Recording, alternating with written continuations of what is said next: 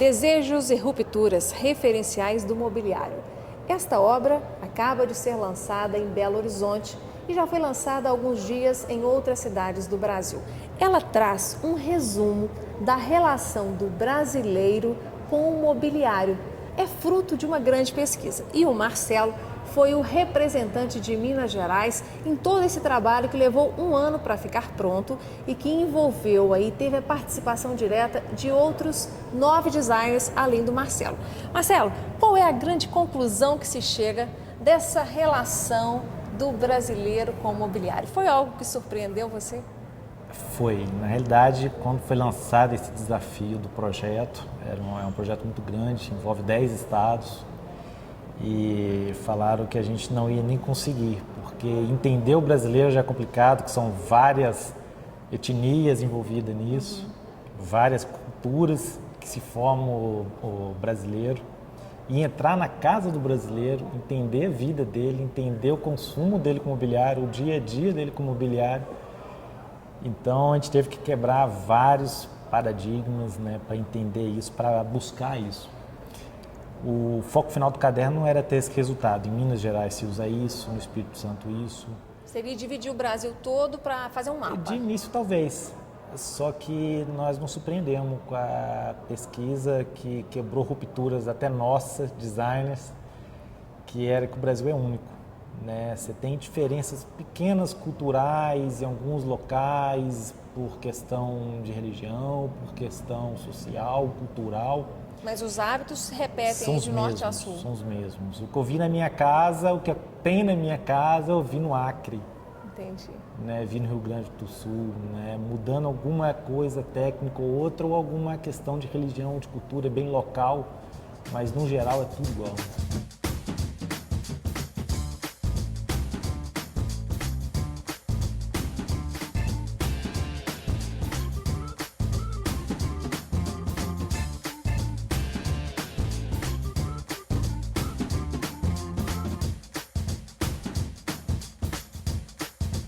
Vocês identificaram uma metodologia de trabalho que acabou transformando o livro Desejos e Rupturas em um manual para as indústrias do setor de móveis, né? Como é que vocês detectaram o melhor caminho dessa metodologia?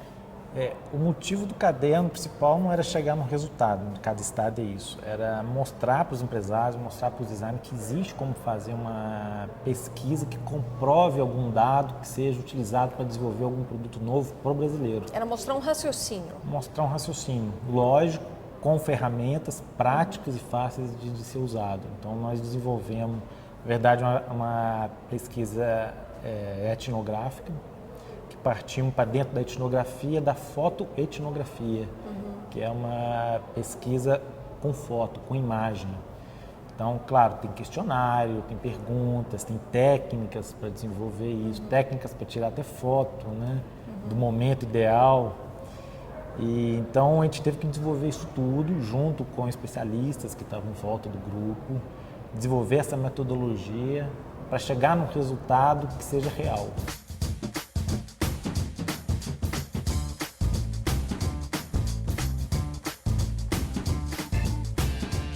Desse resultado, o que você gostaria de realçar para as indústrias de imóveis, talvez oportunidades que estão dadas aí nos hábitos dos brasileiros e que as indústrias do setor moveleiro não estão percebendo?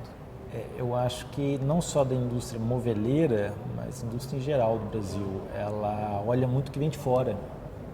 E esquece até do brasileiro que vai consumir aquele produto, que deseja aquilo. E esquece do sonho do brasileiro, da cultura, que veio da avó, da bisavó, que veio lá de fora, que nasceu aqui. E a ideia era de buscar isso e nós conseguimos chegar nisso, né? Quem abrir o livro e ler vai entender que tem como a gente buscar o sonho do brasileiro. Mas eu vejo muito o brasileiro valorizando as coisas de fora. Será que isso então é só um discurso? É claro que tudo que vem de fora com mais qualidade, se houver essa mais qualidade, a gente vai adquirir o que tem mais qualidade. Mas a hora que você tem um produto com qualidade, com preço próximo, pode ser até mais alto, mas que represente algum sentido de valor, de emoção, de sonho, de desejo, que seja antepassado a ele, de alguma família, de algum parente, de algum amigo. Então, isso vai representar muito mais do que o preço. Entendi. Quer dizer, ele é capaz, então, de investir mais do que ele planejava se ele gostasse, se ele tiver uma história para ele. É o que a moda faz. A moda já utiliza isso, né? Sucesso de grandes marcas do Brasil que são exportadas e são vendidas muito lá fora. É por causa disso. A moda, ela tem que estar dentro do consumidor, que ela vai vestir esse consumidor. E o mobiliário era afastado. Uma das coisas que nós percebemos foi que a ostentação não existe mais. A ostentação foi trocada pelo prazer. Né? Então, a hora que você compra um produto de valor mais alto, não é por ostentação, é pelo prazer de ter aquele produto. Entendi. Né? Isso foi também algo que a gente teve que entrar na classe mais alta para ver que não acontece mais isso. Porque hoje é muito fácil você comprar, que seja dividindo, por algum motivo você compra aquele produto mais alto, não é por ostentação, é por prazer. Você vê com Mas isso foi detectado na classe CD também? Também.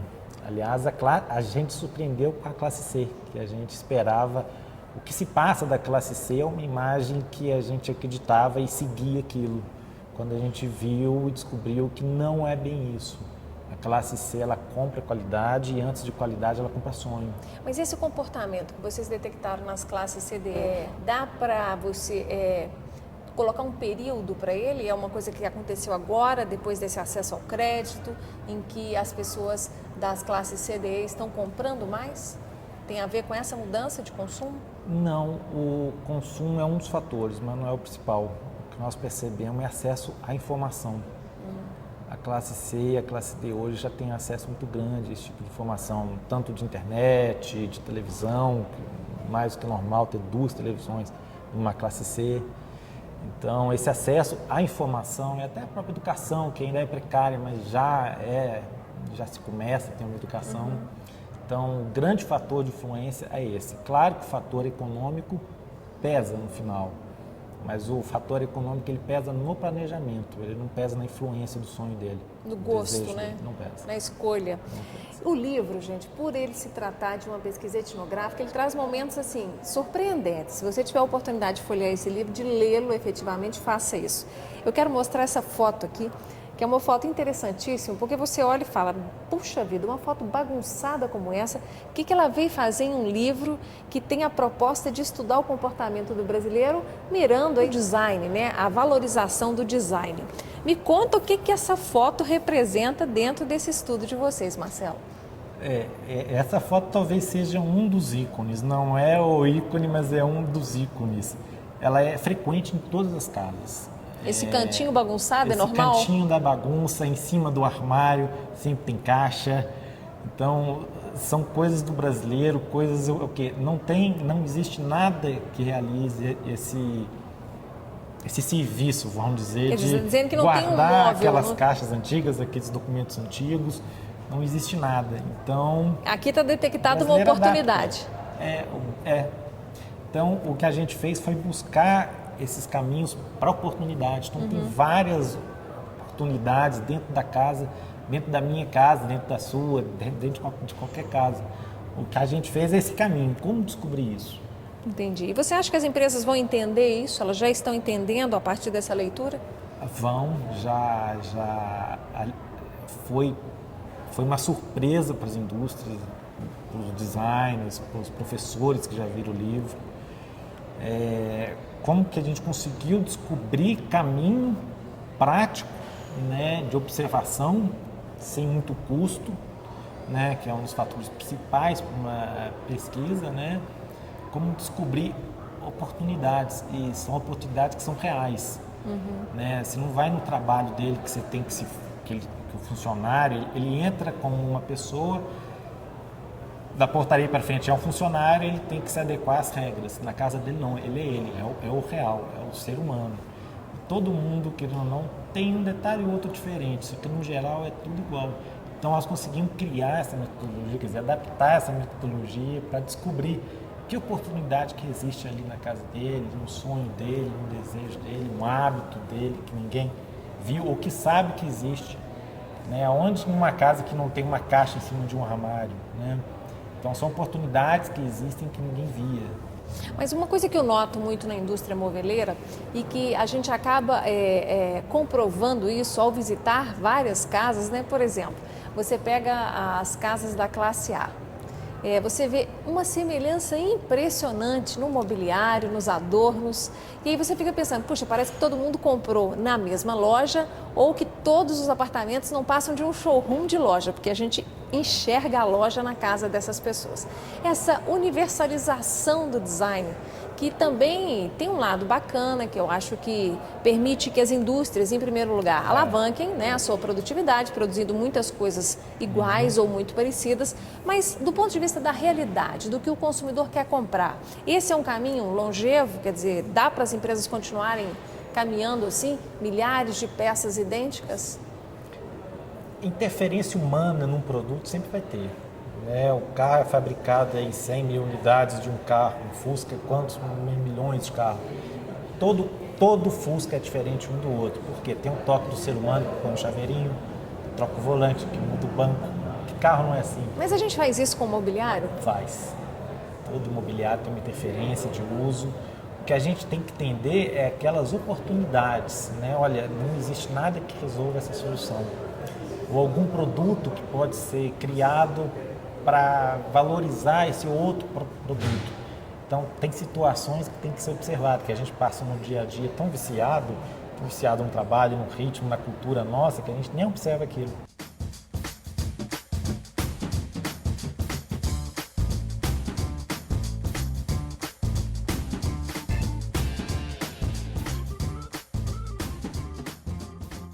Você acha que as empresas dão conta de, a partir de um estudo, conseguir trazer mudanças efetivas para dentro da sua linha de produção, do seu pensar design, do seu pensar produto?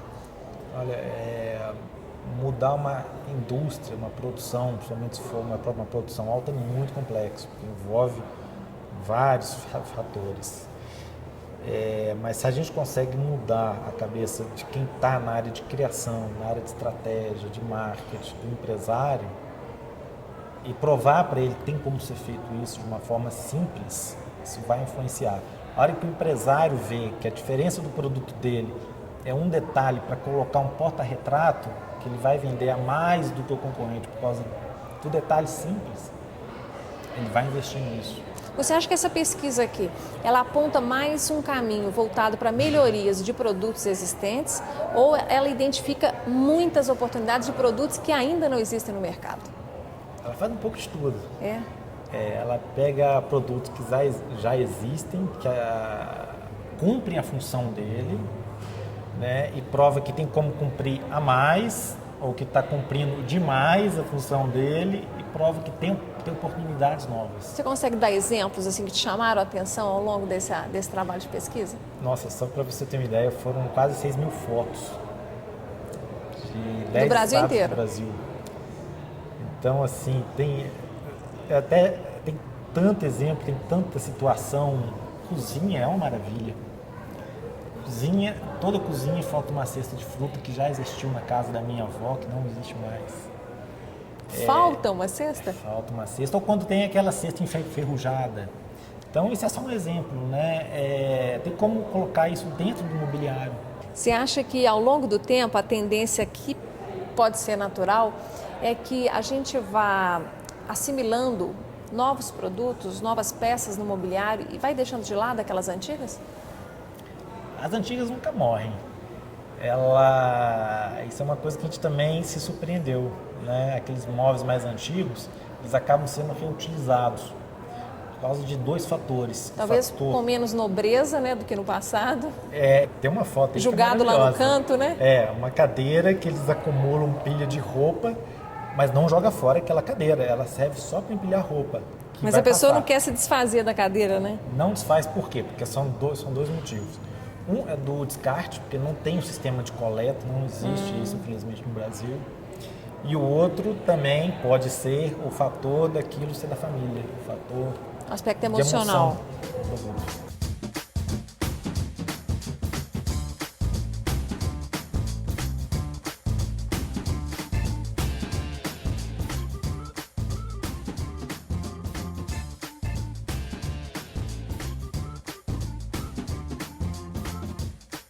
Uma pergunta que eu fiz aqui para o Marcelo antes da gente começar essa entrevista é se a proposta desse livro não seria, já que há 10 estados envolvidos aqui nessa pesquisa, se ter um capítulo de cada um dos estados, mostrando o que aquele estado tem de melhor, seus desafios, suas descobertas, né, a sua percepção dessa relação do brasileiro com o mobiliário.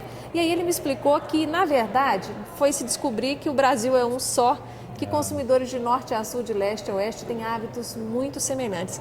Muitas pessoas devem estar muito surpresas de ouvir isso. Porque nós achamos que aqui na região sudeste, por exemplo, nós temos hábitos que não compartilhamos com o nordestino, ou com os sulistas, por exemplo, ou com os moradores do norte do Brasil. Isso aqui é uma descoberta para o brasileiro, né? É fantástico. Eu não diria que a gente descobriu isso. Isso já é difícil de ser comprovado isso.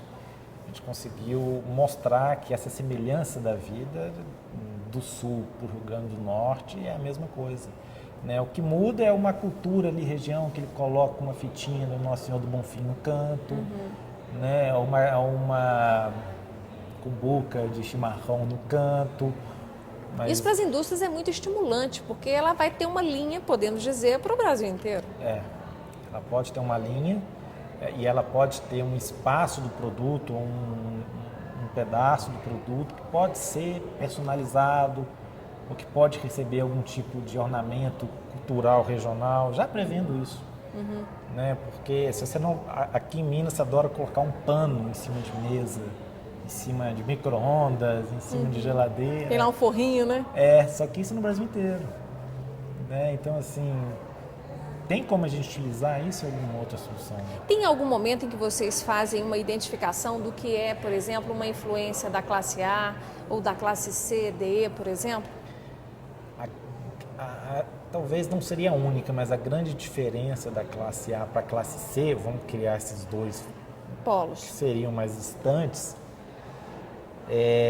a classe A ela pode se planejar. Então, ela pode contratar um especialista, um arquiteto, um decorador, um designer, para programá-lo a fazer uma compra. Olha, nós precisamos de um sofá com essa tendência, com essa cor, que infelizmente acaba vindo de fora. Uma coisa que é muito comum também é planejar a data do ano em que você vai trocar todo o mobiliário. Você vai fazer isso, então você pode fazer a combinação de cor, combinação de textura, combinação do ambiente. A classe C, ela não tem como se programar assim, ela está começando com isso, né? Mas ela não tem como se programar como é na classe A. Então ela compra um móvel hoje marfim, que é o que ela queria comprar, porque antes ela não podia comprar e ela sempre quis e compra. Mas aí o sofá ainda sofá tem uma outra madeira. Isso. Então ela vai comprar o sofá daqui a um ano e meio. Aí ele compra um sofá que já não combina com o marfim. E aí depois vai trocar aquele marfim e fica nessa. Então são vários enxertos com tendências diferentes. Isso é comum. É normal. Como ler esse livro e transformá-lo em uma ferramenta útil dentro das empresas?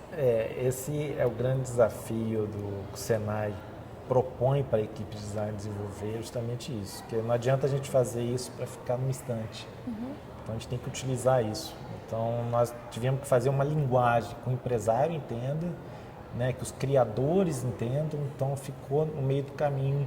A gente conseguiu pegar os dois campos, né? Que é o quê? Tem que ser uma linguagem, se precisa ser técnica, ela é técnica, se precisa ser lúdica, ela é lúdica.